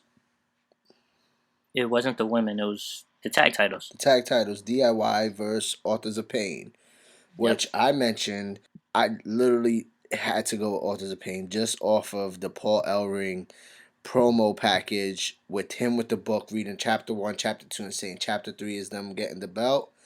And I said there's no way I could pick against them. And this was a dope match. I mentioned to you after I watched NXT that Authors of Pain, from when they debuted against American Alpha and like just destroyed them out of nowhere, I can see their growth in the ring. They're just getting better. And I feel like with Paul Ellering by their side, they could be one of those teams, like in the long run, they stick together for like a good amount of time. They can end up going down as like a great tag team in WWE history, like, and a strong, powerful, dominant team. I really could see it. Why not? They got everything that Vince loves in a tag team and in wrestlers in general. They're big, imposing, believable dudes. They're legit believable as badass motherfuckers. You know what I mean? But I fucking love that match. They end up beating DIY and getting the belts. I know DIY's your peoples, but hey, that was a great match. I spent a lot of time talking about, on last episode anyway, talking about how I wish there was like a buffer pay-per-view for TakeOver between these feuds because it just felt too soon. Authors of Pain felt too soon. Bobby Roode versus Nakamura felt too soon. But, it is what it is, and there's no doubt that they've built up the Authors of Pain a lot, They won the Dusty Rhodes Classic. They went over American Alpha before American Alpha came onto the main roster. My thing was I thought that Authors of Pain should have at least had to get through the Revival. Like, let them go over the Revival and then challenge Gargano and Ciampa. Because that, to me, would have helped it a little more. But, a lot of people were upset, from what I saw anyway, that Authors of Pain, won so quickly. A lot of people don't see it the same way as you do, where they feel like, they're just big men, But I actually like them a lot. I agree with you on that sentiment. I like them a lot. They're huge and they can do anything because of their strength, and they're absolutely believable. I love the finish where Gargano and Ciampa are going for their finisher, the knee and the super kick, and they lift them both up, drop them. I think those power bombs they look stronger than their actual finisher when they Do like, the you know what I'm saying? clothesline Exactly. I think, sweep. yeah, I felt like the power bombs should have been just Yeah, enough. that was brutal. Like they power bombed them, picked them up again, Yeah, and power bombed them yeah, at the same um, time. yeah. Uh, I love the storytelling of Gargano and Ciampa getting them into submission at the same Yeah, time, where they were kind of like right next to each other, trying not to tap. and Uh, then the one dude picked him up and broke out of it, and then slammed Slammed him him on through top of Ciampa. Yep. Gargano or Was it? Ciampa. Yeah, Yeah, I don't one of remember, them. but yeah. So It happened, and I it think was he dope. threw Gargano through Ciampa, but whatever. Yeah, That was dope. yeah, Just because Ciampa's the one where his is like that. Yeah, yeah. yeah, So man, that was dope. They're being built, and they were undefeated coming into this match. So just like just like I said, when NXT, they don't just kill someone's momentum like that. And we were talking about this. I believe we both went Authors of Pain on this prediction, and yeah. Authors of Pain got the win. They're the new tag champions. It seems kind of quick. That was my only thing. It seems kind of quick, and I can understand people being a little like, "Damn, what?" But Yeah, you know what? These guys, they're gonna be dominant for a while, so it should yeah, be they are. interesting. They're not gonna lose. I don't see them losing for a And decent amount. like I said after the show, there's gonna be another one more takeover WrestleMania weekend. So Gargano Ciampa is gonna continue this feud with them. Yeah, Gargano Ciampa might not beat them, but it's gonna be dope. It's gonna be one for the books to say they had a great feud in NXT. And Gargano and Ciampa could be coming up to the main roster pretty soon. The tag division on both brands isn't that deep. Like they need help. Yep. they definitely need revival sooner than later. And these guys I could see coming up as well. Yeah, for sure. I can agree with you there. That could make sense. Like my thing was, I kept saying, Gargano and Ciampa, their reign just started. It feels like, but that those tag divisions are in such desperate need of help that it would make sense that they bring up not only the revival but Gargano and Ciampa too. Yeah. So, and then And next up in that tag division is Authors of Pain, who are the champions, and then TM61. TM61. Yeah. Yep. 6-1. And I don't know who's after. Who would be after? Well, Uh, Sanity, I guess, could technically tag. Sanity. So I mean, they shouldn't be in Yeah. too much bad shape. Yeah. Not Losing at all. those. To move on NXT Takeover, in between that match and the women's match, they spoke about the fact that Authors of Pain are undefeated and now they're champions, and Asuka is still undefeated and she's the champion. So there's two undefeated champions now in NXT. And while they were saying that, who crashes the show? Seth freaking Rollins Wow, I grabs almost the forgot mic. this. Yeah, he's like, "This is called Takeover, right?" And he was cursing. He said, "I'm He's like, "Give taking me this this. shit over." Let Something me like take that. this shit over." Yeah, he was like, "Get out of here. This is where it all started. I know you're here. Come out. Stop being a bitch." He said, like he was going in, and who walks out? Triple H. It's crazy that we see Rollins and Triple H on Takeover, and there was no sign of them at all throughout the whole Rumble. Yeah, We this did was. see I guess Rollins once, This was like they were like, you know what? We're not even gonna put them on the Rumble. Let's put them on but let's Takeover. give him Let's this. build. Let's give If him Rollins this. is not gonna be at the Rumble, which Stephanie actually said that Rollins was banned from the Rumble, from the building, I knew it. I tonight. knew it. And so at least we saw. They decided they found a little clever way to build this. Build it a little Yeah. more. Okay, Yep. not at the Rumble. How about on Takeover? Which makes sense, man. Takeover and the Rumble are in the same location. So, I Yeah. remember someone mentioning it as a joke, like like if Rollins really wanted to find Triple H, like NXT, like duh, no shit. So like Yeah. this was kind of it almost addressed that, and Yep. Rollins shows up, and here's my thing. HBK on the pre-show panel, they were speaking about this, and HBK said that he's been friends with Triple H for a long time. He's even fought with Triple H. And he Yep. said Triple H knows how to win the mental game. And at the mental game, that's just not a game you're gonna win, right? And to me, this is the perfect setup for Seth Rollins to become the architect. be that mind, be that mastermind that finds a way. Because It's at not this gonna point, happen. but listen to this, You're gonna be disappointed. listen to this. At this point, Triple H can ruin Seth Rollins' life all he wants and never have to enter a ring against him. He has no Yeah. incentive to enter a ring with him. But this Yeah. is the start of it. This is Seth Rollins saying, you know what? If you're gonna keep messing up my shit, but you won't even get into a fight with me, I'm gonna come and mess up your shit. So show up on Takeover, and I know, like, I'm gonna just ambush your show. And even though obviously it's not a real ambush and a scripted, blah blah blah, no shit. But but like, this is like, he needs to kind of become a thorn in Triple H's side. He needs to become a pain in his ass to the point where, like, Triple H is like, yo, everywhere I fucking go, this is unavoidable. Rollins keeps freaking popping up, everywhere. Like, I'm trying to handle the business side of my shit, like, because he doesn't wrestle anymore. So it's not like Rollins is getting in the way of Triple H's. But if Rollins can get into the way of Triple H's plans, that's where Triple H would be like, you know what? This isn't going to stop. Because Triple H has been under Rollins' skin. Rollins isn't winning this mental game. Triple H is under his skin. Rollins is the one that's fucked up losing matches because he's too worried about Triple H. You know what? Yep. Triple H don't gotta enter a ring with you. He could keep fucking you over without even stepping into a ring with you. Here's the moment where Rollins becomes that architect again, becomes that mastermind, and finds a way to get in under Triple H's skin and make Triple H go, you know what? This isn't gonna end. Seth Rollins, I want you. Mania, whatever. The best way Rollins could get Triple H to get in that ring, I'm gonna say it right now: pedigree Stephanie McMahon. Absolutely.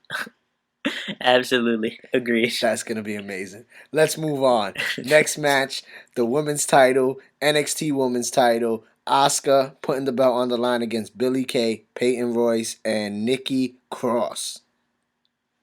Yeah, man.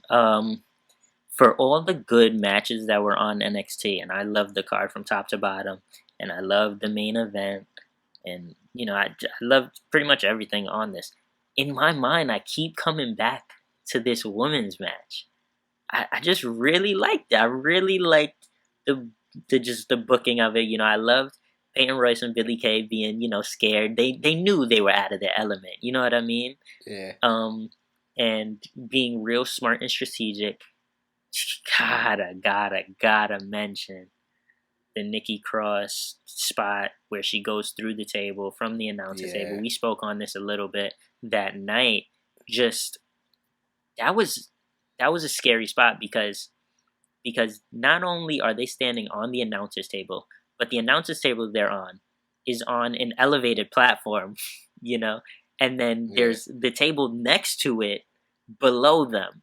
And like, if Peyton Royce and Billie Kay have to squeeze themselves with Nikki Cross onto the top of that announcer's table, and if Peyton Royce takes a step back, like, she's off of not only the announcer's table but the elevated platform that the announcer's table is on, and it's easy to miss. It's easy to have a misstep because you're picking up weight. You're lifting someone else's weight, and not only that, but I believe you were just gonna mention it with the suplex.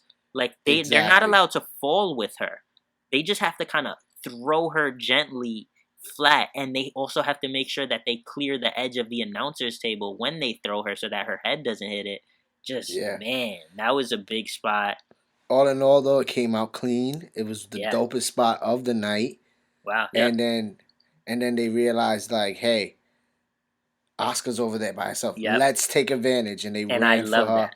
And then what Asuka does, she takes out both of them, hits them with the kicks, finishes them, gets the pin. But also, not only does she retain, let's also give Peyton Royce and Billie Kay their credit. Now, they were scared, but at one point, Peyton Royce has some dope spots and hit Asuka with a Widow's Peak that looked like it might be over there. I thought it was over for a second. I was nervous as shit. And I picked Billie Kay to win. Let's just say that. Because I thought the numbers would play a big part. And I felt like Billie Kay's more so the leader than Peyton Royce. So that's why they will allow her to get the pin. But at that point, when Peyton Royce was doing good, Billie Kay got in the ring and was like, pin her. Like, let Peyton Royce pin her. And Asuka ended up kicking out. But it showed like they were working as a team. They were willing to let one another get that win, and none of them like not the other one be jealous. You know what I mean? So props to them. They had their spots. Nikki Cross is just crazy. She's such a little firecracker. She was going off and she was talking trash to the point where I asked you like, bro, was she like saying non-words? Like she was at one point I felt like she was like suplex, German suplex. I'm like, damn, I felt like she was like gibberish like a psycho chick, but you said that she has a heavy accent, so I she was really saying something. I don't know, but I it think it sounded could to have been me a like mix of gibberish. both. I think it could have been a mix of both. She's playing into her character, but she does have a very heavy accent. So like it could have she when she was actually saying something, you might just not have been able to make it out. Like you mentioned the possible like friction between Billy Kay and Peyton Royce, and I said that they haven't even dropped any like seeds with that. So like I didn't Yeah, see that happening. So it was and we didn't see any of it. I love the urgency after they threw Nikki Cross through that table. The urgency that you mentioned, that they were like, we got to get to Asuka. Again, the Peyton Royce thing, like you mentioned, the Widow's Peak. I thought it was done. I was like shocked. I was like ready to be in shock. yeah, I predicted Asuka would retain. She managed to with her kicks. Um, Peyton Royce actually came out looking good. I don't think Billy Kay, was made to look as good. She just took a lot of the Asuka hits, a lot of the yeah, Asuka kicks and shit like that. But she's the mastermind kind of behind her and Peyton Royce. So yeah, she doesn't really need it. She's been on the scene before Peyton Royce, as I remember, as you mentioned to me, and when we talked about it that night. And yeah. another thing you mentioned was the finish. It was that you said. What did you say about the finish? I asked like I've seen Oscar Russell before. I've seen her win matches, but I wasn't sure if when the finish came, if she hit her finisher, was that kick her finisher or not? Because I felt like it happened in that sequence so quick. Like she kicked her, back fist her, and then boom, hit her with a high kick, and then they were both knocked down. She pinned her, and I was like, she should take some time where like when the crowd's like oh and they lead up to a kick, like at least build that anticipation like the finish is coming. I felt like it just happened way too quick. That was Exactly. my only takeaway from that finishing sequence. No, I agree with that. I just wanted you to express that because I remember you mentioning it to me. If you watch, and the same thing happened with, I believe, Asuka's last takeover match against Mickey James, where she doesn't really pause the way she should to Yeah, anticipate, like, Orton has his thing where he hits the ground before the RKO, Bray has his thing where he puts you in the position over his leg, like, so I understand, like, she could use something that lets you know, because in that sequence, like you said, she was just flying, kicks were just flying. So like, what yeah, made you think that this kick was it? You know what I mean? yeah, And the crowd wasn't even really on their feet. Like, they weren't expecting that for that to just be it. So she definitely needs something. She does it. She does a scream, but it's still too quick in a yeah, way where it's like, she needs to like scream, maybe take a step back and then step into it, kind of shit. Something like yeah. that. But overall, Yo, aside from that, I thought the match was dope. Speak. side note, Yeah. um, this is a funny one. I realized she's not wearing those little shoes that like you could see the toes anymore. She was actually wearing a pair of sneakers.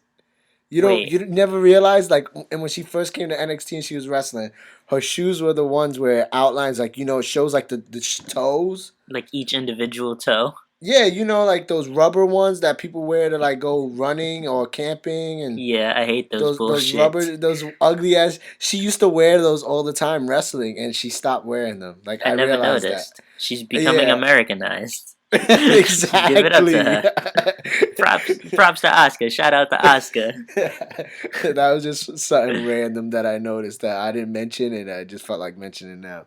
No doubt, But no doubt. yeah, all in all, it was those matches alone right there with the Seth Rollins had NXT buzzing, For buzzing. sure. And then we still had the main event. Shinsei Nakamura defending his NXT title against the glorious one, Bobby Roode. And before we even get into the match, let's talk about those entrances. Entrances. Woo! Beautiful entrances. Bobby Roode coming out, having the ladies. I love his robes, man. He's been doing it for a while, that robe look. And I mean, it gives me that Ric Flair, like, feeling.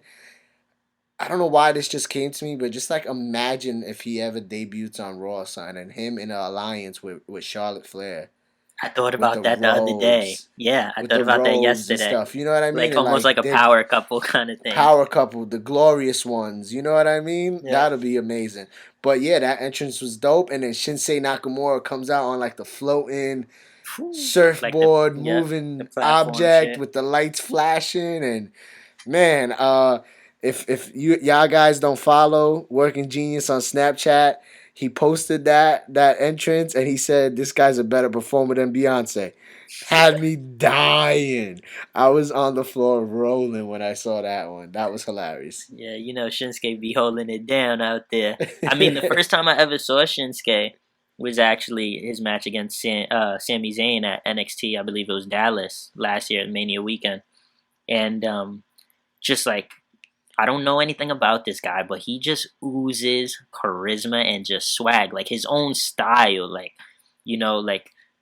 I looked at him and I was like he's not like me. He's not like anyone I know. Like when it comes to his style, but like he got his own Yeah. shit, bro.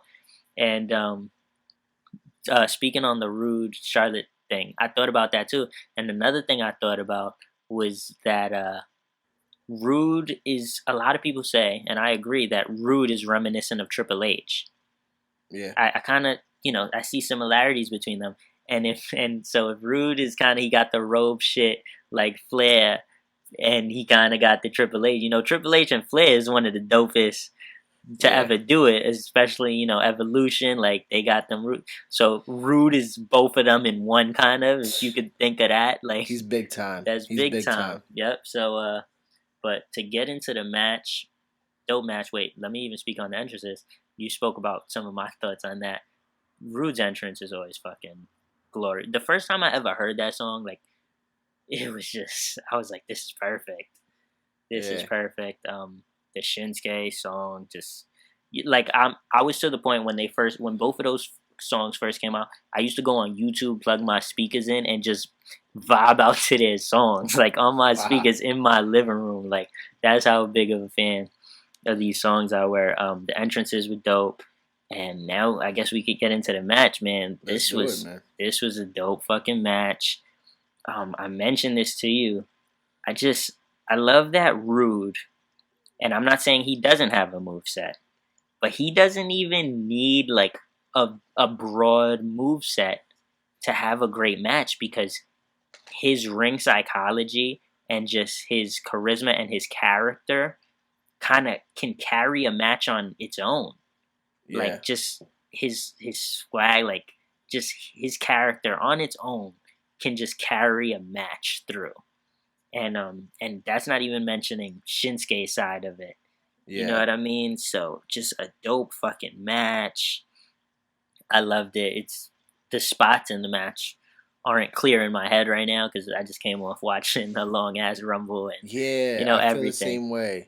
But I did actually watch Takeover twice. That's how much I loved it, and I still can't remember off the top. But just a dope match. I remember obviously Shinsuke busting his knee up. Yeah. And that was like the main narrative of it. Yeah, exactly. Which is good though, because Shinsuke doesn't look weak, and Rude, dirty heel tactics. That's another thing. He carries his match on his heel shit too. Shinsuke, for a minute, in my opinion, I was like, wait a minute, is this guy really hurt? He was selling the shit out of his knee. I was like, I know there's kind of like a barrier between languages. Like, what if he's really legit hurt and the refs just really don't understand him? And then Bobby Roode, who was knocked out, like he was done. He got hit with that knee and he was done. But Shinsei just couldn't follow up. Bobby Roode was like in the corner, under apron, like kind of out of it, but not really taking advantage of the opportunity. There was another ref out there, like kind of holding him back, like and the medical doctor. And then a medical doctor came out and was talking with Shinsei. And Shinsei was like, no, I want to finish. I want to go back in. He rolls in the ring. Bobby Roode gets immediately. Up, hits him with his DDT, that is mean. That shit was mean. Boom. Hits him with the pin. 1, 2, 3. New champ, Bobby Roode. No, wrong. Actually, he kicks out of that. Shinsuke kicked out of that. He did? Yeah, and then he goes and he had to hit him with 2. He kicks out of that, and then he goes into the single leg crab. Yeah. And then at some point, Nakamura gets out of it and puts him in the triangle. Also, Jason Albert comes out. Yep. When he has him in the single leg crab. Yeah, you're right. And then Nakamura somehow gets him into the triangle, but he can't hold on because his knee is too fucked up. And then Roode capitalizes. So to me, like, they booked it so well where they showed that Nakamura's Kinshasa laid Roode out, but he just couldn't capitalize. And then, they showed Nakamura looked really strong in defeat, coming, being tough and still participating in the match even though his knee was messed up. And how could I forget that he put him in that single leg crab? Yeah, man. That shit was brutal. About that. Shit was brutal. But I thought it was phenomenally booked. Gloriously booked, if you will. And now the NXT title is officially glorious. And once again, NXT, like we keep saying, the person that's supposed to win just wins. Roode is another undefeated champion. Yeah. Has not been defeated to this point. Yep. And all in all, out of all my predictions, the last 2, the co-main event and the main event, were the only 2 I got wrong. Everything else I got pretty right. I think I just got Nakamura and Andrade wrong. Yeah, I think so. Yeah. So we had a pretty good prediction night for us on Saturday for NXT Takeover. I don't know. I'm not feeling good about my nights. I don't like 3 and 2, and I don't like 3 and 5. That doesn't sit right with me. I'm gonna be back harder on the next one. All right. I think we got Elimination Chamber in 2 weeks. I'm coming strong for that one.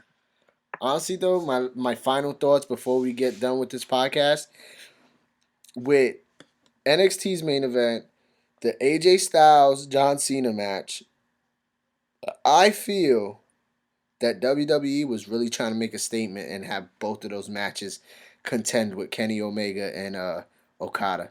That came to my mind. I really feel they threw it all out there. Like, let's have our 2 main events. Because in all reality, AJ Styles and John Cena were the main event. Let's have our 2 main events contend for that match of the year spot with Okada and Kenny Omega. That came to my mind that they were trying that. Yeah. Whether they were or not. But they still came up short. They still came up short to me, in my mind. But you can't really... No, I'm not. Kenny that's not Omega taking out... Okada got so much fucking time, Exactly. Man. That's not taking anything away from those, the 2 main events. Omega and Okada was just, dope as fuck. Like, that's hard to beat. And with all that time, that's even harder to beat, so... Yep. But yeah, those are my final thoughts, man. I guess that's all for this episode. Yeah, I mean, we could, but we're not gonna do it. There's just quick hot takes after. We could have gone into like what we expect next, what do we think this means going forward. But we're gonna sit back and relax. Definitely. Let it marinate a little bit. But this is Working Genius, Faking No Moves, coming at you right after the Rumble. Hot take right after Takeover. Hot take. Great weekend. Great weekend in wrestling for sure. Great weekend in the WWE. Very, very, very big thank you and big shout outs to everyone who's been commenting on our Instagram and showing love. Yep. We truly appreciate it. Definitely dig the participation. Keep it coming. When we do this podcast, it's me and Faking No Moves talking. You know what I mean? We're talking to y'all, but because we're on a podcast, we don't always get to hear y'all talk back. You know what I mean? So as long as you participate on our social media, that's what it's there for. We join the conversation. We bring the conversation to you. You bring it right back. We a family now. So, fuck with us. Join the family. And big thank yous. Let them know where they can reach you. Faking No Moves at FAKINNOMOVES. You can follow me on Instagram. You can follow me on Twitter. Don't forget to follow us on all our social media and our YouTube. Hit them with your handle. at Working Genius, WORKINGENIUS. Follow me on Instagram. You can follow me on Snapchat. The at No Politics podcast, as you just mentioned, on Instagram. We upload to SoundCloud. We upload to YouTube. So we try and come at you every which way we can. Keep participating. We thank you. Take care, everybody. It's been a dope week. Any last thoughts? iTunes coming very soon, guys. As always, Keep listening. iTunes coming very soon. Take care of yourselves. We'll see you soon. Peace.